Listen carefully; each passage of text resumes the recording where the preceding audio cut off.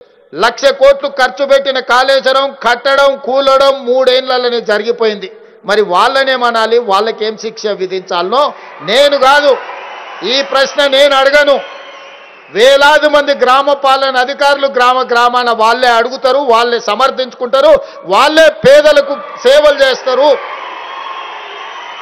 వాళ్ళే రైతుల సమస్యల్ని పరిష్కరించే బాధ్యత తీసుకుంటారు.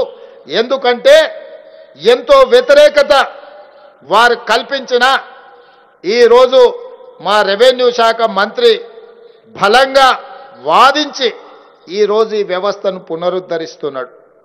ఇవాళ పూర్తి బాధ్యత రెవెన్యూ మంత్రి పొంగులేటి శ్రీనివాసరెడ్డి గారు మీ తరఫున వకాల్తు తీసుకున్నాడు. నాకు వారి పట్ల మీ పట్ల సంపూర్ణమైన విశ్వాసం ఉన్నది, నమ్మకం ఉన్నది.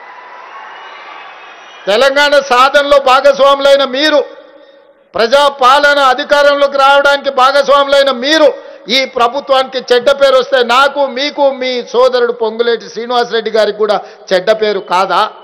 ఇవాళ అందుకే ఏ చెడ్డ పేరు రాకుండా ఖచ్చితంగా మంచి పరిపాలన అందించి